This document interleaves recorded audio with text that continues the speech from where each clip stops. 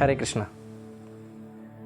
हर जीव इस संसार में अपने देह की अथवा देह का जो विस्तार स्वरूप है अपना परिवार या समाज, उनकी बहुत रक्षा करने में लगा हुआ होता है और उनसे बहुत ज़्यादा प्रेम करता है। पर शास्त्र में ऋषभ भगवान कहते हैं, नाहम देह देह भाजाम न लोके कष्टान कामान अर्हते विडभुजाने तपो दिव्यम पुत्रकायेन सत्वम शुद्धेद यस्मात् ब्रह्म सौख्यम त्वम अनंतम। हे मेरे पुत्रों, ऋषभ भगवान अपने 100 पुत्रों को ये निर्देश देते हैं, नाम देह देह भाजाम न लोके कष्टान कामान। ये देह जो हमको प्राप्त हुआ है ये सिर्फ कष्ट करने के लिए नहीं है, शारीरिक रूप से सिर्फ काम करना, संसार चलाना, इसके लिए नहीं मिला है। तपो दिव्यम पुत्र का ये न सत्वम, हे पुत्रो तपस्या करने के लिए मिला हुआ है। तपो दिव्यम, और कैसी तपस्या? दिव्य तपस्या, भगवत प्राप्त करने के लिए जो तपस्या है उसे कहते हैं दिव्य तपस्या। और इस तपस्या से क्या लाभ होगा? ब्रह्म सौख्यम त्वम अनंतम। ब्रह्म सुख, वो कैसा सुख है? अनंत सुख है, क्षणभंगुर सुख नहीं है जो संसार में हमको मिलता है। तो देह का रक्षण तो करना है, पर हमको किस लिए करना है? तपस्या करने के लिए।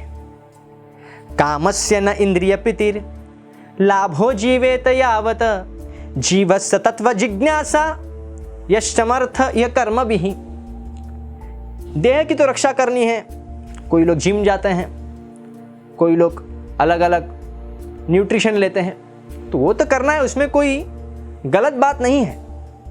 पर सिर्फ यही चीज़ करना है, पूरा दिन भर हम शरीर रक्षा में लगे हुए हैं, पूरा दिन भर हम सिर्फ परिवार के बारे में सोचते हुए हैं, यही चीज़ अगर करते रहें तो मनुष्य और जो प्राणी है उसमें क्या समानता, क्या अंतर है?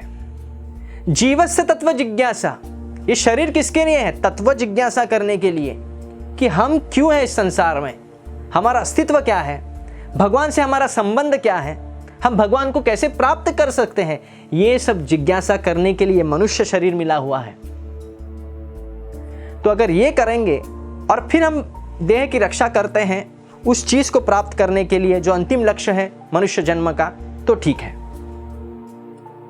तो कभी कभी कोई सोचता है कि बहुत डिप्रेशन हो गया मुझे, मैं सुसाइड भी कर लेता हूं, ये भी ठीक नहीं है। चैतन्य महाप्रभु जो कि भगवान कृष्ण के ही अवतार स्वरूप है इस कलयुग में, शास्त्र में वर्णित है, योरे में सहवल्लभी रमयते वृंदावने हरनिशम यह कंस निजगन कौरवरणे यह पांडवानां सखा सोयम वैष्णव दंड मंडित भुजः संन्यास वेश स्वयं निःसंदेह उपगतः क्षितितले चैतन्य रूप प्रभो। शास्त्र में कहते हैं, यो रे में सहवल्लभी रमयते वृंदावने हरनिशम, दिन रात जो गोपियों के साथ जो लीलाएं करते हैं वह कृष्ण। यह कंस निजघन कौरवरणे, जिसने कंस का वध किया है, कौरवों को हरा दिया है, पांडवों का पक्ष लिया है, वह कृष्ण। निसंदेह उपगत क्षितितले चैतन्य रूप प्रभु। और उसी कृष्ण ने, वही जो कृष्ण है भगवान कृष्ण परम पुरुषोत्तम भगवान, उन्होंने अवतरण लिया है एक संन्यास वेश में। और निसंदेह, उसमें कोई भी संदेह नहीं है कि वह कृष्ण क्या है? चैतन्य रूप प्रभु, वह चैतन्य महाप्रभु है। वह चैतन्य महाप्रभु अपने शुद्ध भक्त सनातन गोस्वामी जी को निर्देश देते हैं। जब रथ यात्रा का समय था, सनातन गोस्वामी जी का शरीर स्वस्थ नहीं था, हर जगह फोड़ा आया हुआ था, और वह समझ रहे थे ये शरीर किस काम का, ना ही मैं भक्तों का आलिंगन कर सकता हूँ, ना ही मैं चैतन्य महाप्रभु को मिल सकता हूँ, उससे अच्छा है मैं आत्महत्या कर लेता हूँ, इस रथ के नीचे आ जाता हूँ जगन्नाथ के, और क्या करूँ।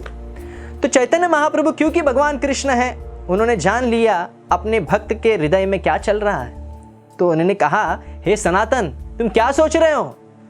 तुम्हें कोई भी अधिकार नहीं है इस शरीर पर, यह शरीर मेरा है। भूमि रपो नलो वायु खम मनो बुद्धिरेव च अहंकारम इतियम में भिन्न प्रकृति रष्टधा। धरती, अग्नि, जल, वायु, आकाश से बना हुआ यह शरीर, मन, बुद्धि, अहंकार भी मेरा है। भगवद गीता में भगवान कृष्ण कहते हैं। इसलिए ये सभी चीज़ों की सिद्धि तभी प्राप्त होती है, ये सभी चीज़ों से हम तभी सिद्धि प्राप्त कर सकते हैं जब ये सभी चीज़ें भगवान की सेवा में लग जाएं। चैतन्य महाप्रभु कहते हैं कि आपको कोई भी अधिकार नहीं है, आप आत्महत्या नहीं कर सकते क्योंकि ये शरीर मेरा है। उसी प्रकार हमको ये सदैव ध्यान देना चाहिए कि ये शरीर जो है ये सिर्फ हमारा नहीं है, ये हमको दिया गया है भगवान के द्वारा।